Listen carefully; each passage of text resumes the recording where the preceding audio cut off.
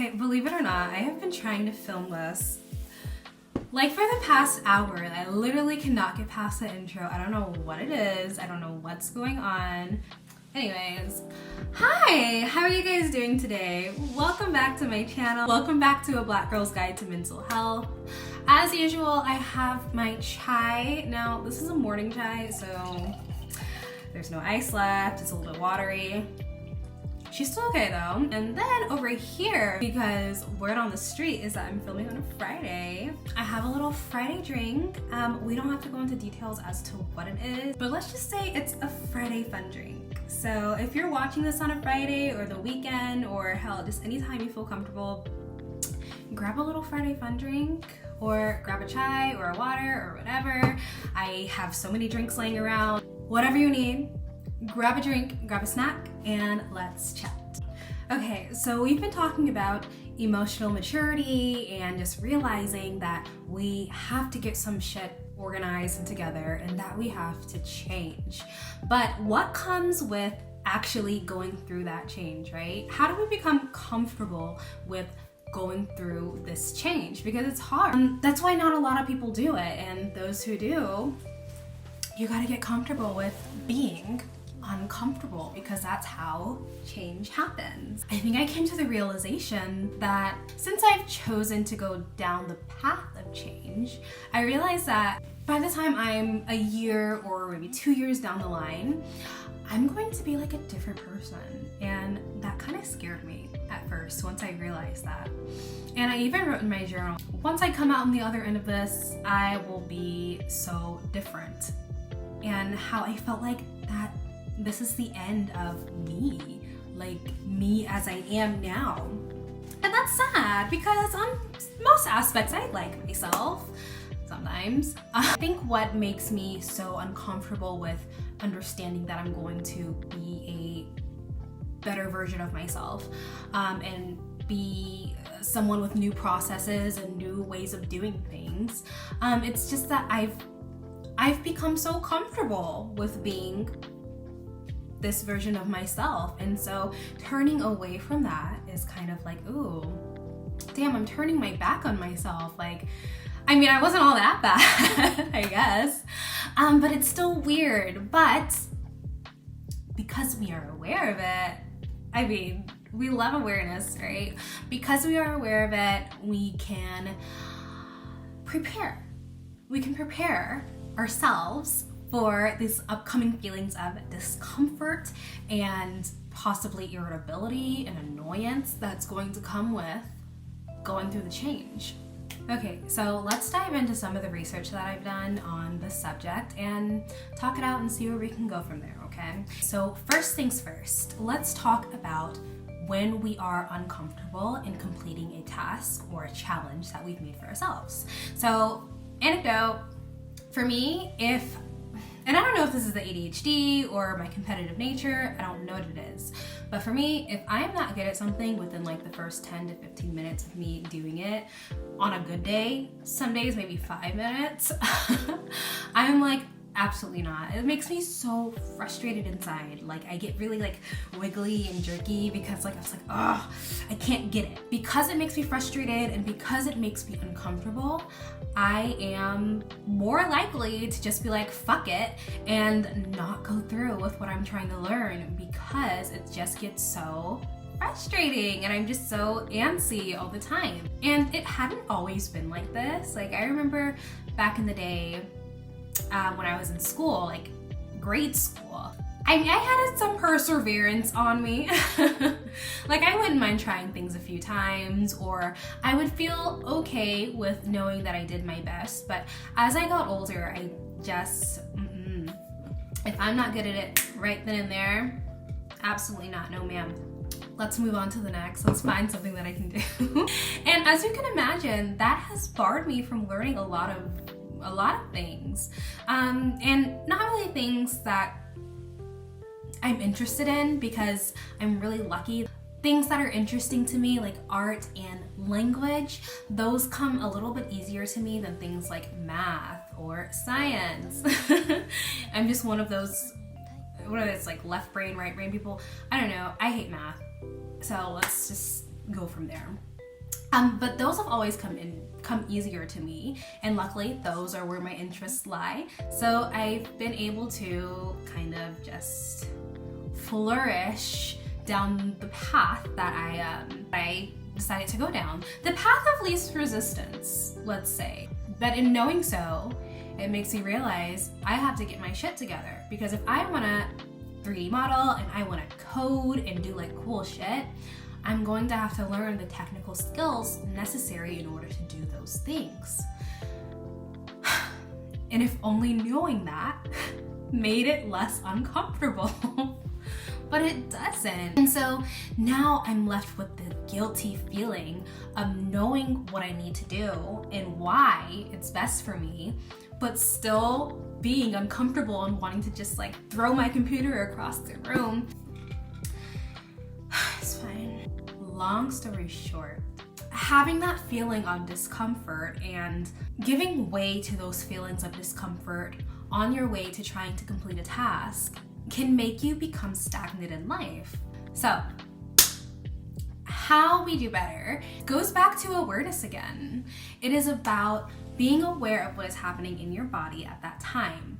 When you are learning and you come to a roadblock, if you have that awareness about yourself and what's going on in your body, you're able to catch those feelings of discomfort, analyze them, see why you're feeling uncomfortable in the first place, and maybe set your expectations. Set your expectations with yourself to understand that, okay, personally speaking, okay, I'm not good at math, I'm not good at, right now, I'm not good at 3D modeling, I fucking suck at it. But being bad at it is still on the way to becoming at least kind of good at it, right? You have to start somewhere, and we can really get ourselves down when we expect to be great or good at everything that we do on the first or second or third try. We have to go through the learning curve and be shitty and progress just as most people do. I mean, you're always gonna have those fonts, but I'm just a regular girl, and I mean, it's fine to be regular, you just gotta know how to work it, okay? I feel like I've been kind of preachy. Are you guys doing okay? Am I doing too much right now? Who knows? Anyways, despite all of that, I think it's important to know that having these feelings of discomfort when you're trying to learn new things or you're in a new situation, that doesn't mean that there's something wrong with you. That doesn't mean that you're weak or anything that you could negatively internalize about that. It's literally your human nature. So what I found out during my research is that wanting to be in a state of comfort is linked to our instinct to survive.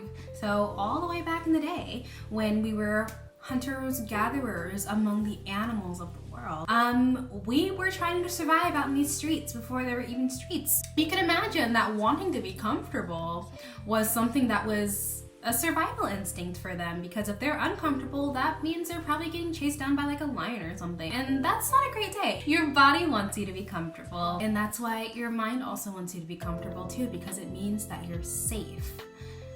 But in this day and age, we don't get chased by lions as much as we used to. Maybe like get hit by a car or something, but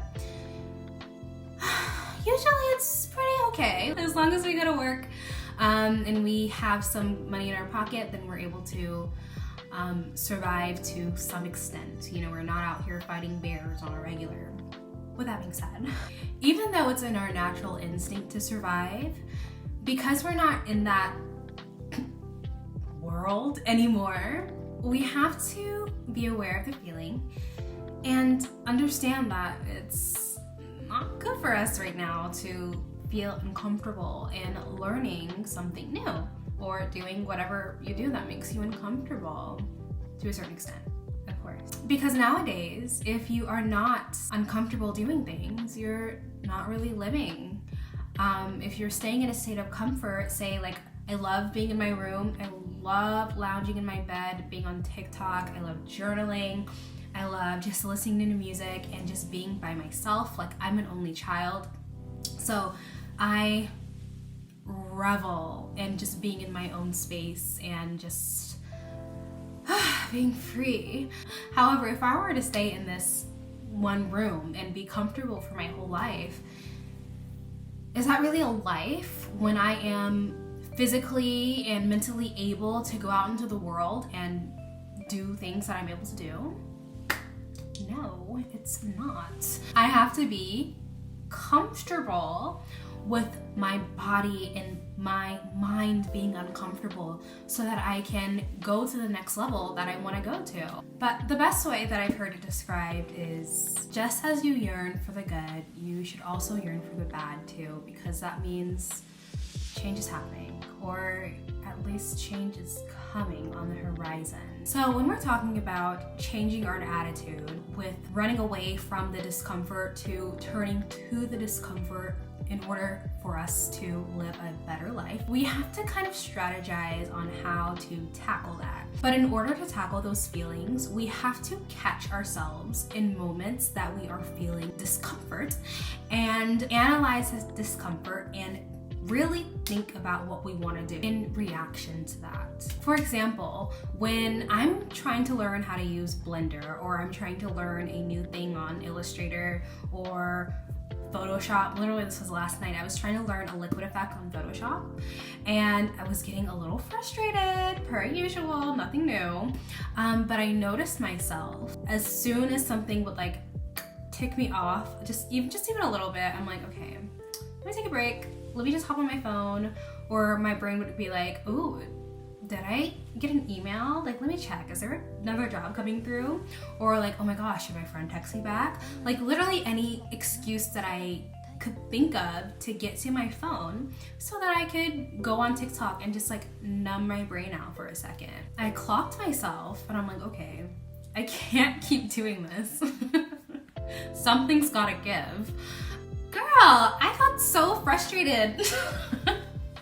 And like, I want to be embarrassed and be like, okay, like I got so frustrated, like I wanted to scream, but I can't be embarrassed of myself. I can't be angry with myself because that's my natural reaction. Instead of being angry at myself or guilty or just like, ugh, why am I even doing this in the first place? I really had to think about why I was learning how to do this effect in the first place. Ultimately, to put it in my portfolio along with everything else that I'm trying to learn so that I can send it off to more companies and be a more competitive worker. So I had to remember my ultimate goal in order for me to be like, okay, I'm frustrated right now, but I just gotta take some deep breaths and then I can continue on, and allowing myself to be frustrated so that I can move through that emotion and complete the task that I wanted to complete. So monitoring yourself in those moments where you feel frustrated at doing whatever task, like for instance myself, I knew after monitoring my actions, I knew that my go-to was my phone. Knowing that allowed me to throw it to the other side of my bed or put it in the other room, or sometimes just turn it off so that I am less likely to be distracted. Or when I am frustrated, I'm less likely to reach to that and then consume more time in just the endless content that social media offers, my video included. And knowing where to intercept yourself at, that can also help you grow. Now, knowing where to intercept yourself at will not make that feeling of discomfort go away. It's just a way for you to put yourself on the right path and put yourself on a path where you are most likely to succeed, where you know where your weakness is. So according to Psychology Today, people are on a spectrum of high personal power or low personal power. So their words, not mine, okay? The sides of the spectrum show when you are in a position of adversity. So not when you're in your comfort zone, in your room, chilling out, smoking a bowl. No, it's about times when it is busy season at your work, or when it is exam season at your school. It's during those times when you are really put to the test. So people who are on the higher end of the spectrum tend to think that they can change the outcome of their situation so they are more confident in doing so. While people on the lower end of the spectrum don't think that they can change the outcome of their situations and don't really feel like they can have influence over their environment around them. So no matter what side of the spectrum you're on, you can change your area on that spectrum through self-awareness. So the tips that Psychology Today recommend are: number one, when experiencing feelings of discomfort, don't run away. Instead, embrace whatever comes up and acknowledge that is a natural human reaction. Number two, be aware of what you're telling yourself, what you're thinking, and notice the story you're telling yourself about the situation at hand. And ask yourself, is it true? And how do you know it's true? Number three, reframe discomfort as a positive source of growth and get curious in the face of the unknown. If you notice yourself feeling discomfort or uncomfortable in a certain area, you can ask yourself, oh my gosh, why am I feeling discomfort and how can I use this feeling to further improve? And last one is, when you feel uncomfortable with uncertainty, access your personal accelerators like courage, connection, and compassion, and manage your hijackers like being too controlling, compelling, or pleasing. So in following those tips, one thing that has really helped me in remembering why I am facing the challenges that I'm facing is this little whiteboard over here. I just have all of the traits that I want to one day embody, and it helps me when I am at my computer working on something or typing out something, just literally anything, and I'm like, I literally hate this. So I have this sitting right next to me so that I can remember why I'm doing this in the first place, or if I have reached a hard point in my mental health journey and I'm like, actually, instead of getting out of bed and going to work out today, I'd rather stay in bed and watch TikTok and just let the day pass by. I think of this and I come up to my little computer to see what time it is, and I see this here and I'm like, okay, let's do it. Some days I'm like, okay, let's do it. And some days I jump out of bed and I'm ready to go. So I'm just holding this like it's an advertisement. So for the days where it is a little harder than most, I have this little whiteboard here, and I can remind myself what I need to do. And on days where that doesn't work, on days where I am trying to outdo myself, because I also have another whiteboard here, I just, we love the whiteboards. I have all the tasks that I want to complete, and I kind of just like check them off, and at the end of the day, I get a score of everything that I did. And if I get an 11 out of 11 one day, I don't know what I'm gonna do, but I know it's gonna be good. So on days where I am trying to get through my to-do list, and I'm like, okay, I did a great thing and I finished one thing, okay, let's go over to the next thing, because inherently I do want to finish. But say I am putting too much in myself right now and my body's like, no, and that frustrating feeling comes up again.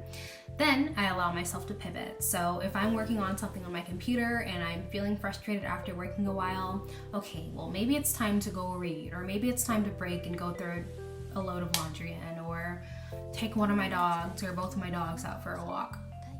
So it's okay to pivot, as long as you are still in line with the ultimate goal that you have set. And after I've completed even 6 out of 11 things on my list for the day, I notice I go to bed and I feel way more content in going to bed, because I accomplished what I wanted to do that day. I have used my time to work closer to my goal, and that really, it makes me feel good. Last thing I'm gonna say is to please be patient with yourself. At the end of the day, only you know the struggles that you're going through, and you know the extent to which they affect you and your ability to do things. And because of that, it's totally okay to give yourself some grace. Now, that doesn't mean give up completely, but if you are just starting out and you are at a point you're pissed with yourself and are having a hard time with it, don't be. Okay? Instead, think of the things that you did today, think of the things that you did yesterday, and understand that even though you've hit a hard spot right now, you are still on your way to becoming your better self. and use that info as gas to keep you going. Remember, you are human first, and not everything is gonna go perfectly. But as long as you're trying your best and you're doing the work, then you're already miles ahead of some people, so congrats. Okay, so per usual, thank you guys so much for watching my videos till the end. You're a real one. As always, if you want something less mental healthy and more fun and vibey, I do travel vlogs when I can travel, so you can probably check that video or those videos out at the end of this video. And if you're impatient like me, just click my name down below and you can see everything that I've done so far. Anyways, thanks for watching, and I'll see you guys next time. Bye.